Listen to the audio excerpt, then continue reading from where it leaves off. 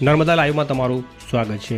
નર્મદાના સિસોદરા ખાતેથી આજે ધૂળેટીના દિવસે ગોઝારી ઘટના સામે આવી છે। પ્રાપ્ત વિગતો અનુસાર આજે 4 માર્ચ બપોરના સમયે નાંદોદ તાલુકાના સિસોદરા ગામે મસ્જિદમાં એસી રિપેરિંગનું કામ કરવા આવેલા કરજણ તાલુકાના કારવણ ગામના કેટલાક યુવાનો એસી રિપેરિંગનું કામ કર્યા બાદ સિસોદરા અને ઓરી ગામ વચ્ચેના નર્મદા નદીના પટમાં નાહવા ગયા હતા। તે દરમિયાન નદીમાં નાહવા પડેલા યુવાનો પૈકી કારવણ ગામના 4 યુવાનો નદીના પાણીમાં ખેંચાવા લાગ્યા હતા।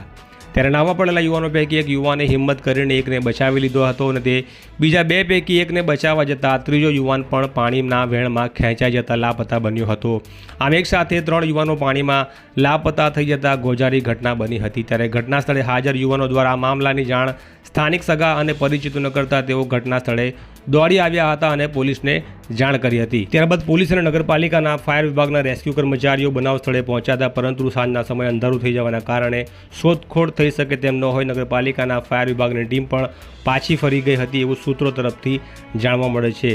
ત્યારે સિસોદરા ગામના કેટલાક સ્થાનિક અગ્રણીઓ સાથે ટેલિફોનિક વાતચીતમાં જાણવા મળે છે કે એસડીઆરએફ કે અન્ય કોઈપણ દ્વારા શોધખોળ હાલ કરવામાં આવતી નથી, પરંતુ સ્થાનિક નાવડી સંચાલકો સાથ સહકાર આપે તો તેઓ રાત્રે પણ શોધખોળ કરવા માટે તૈયાર છે। આમ ડૂબી જવાની ઘટનાઓ વખતે થાય છે તેવી પરિસ્થિતિ હાલ પણ સર્જાય છે।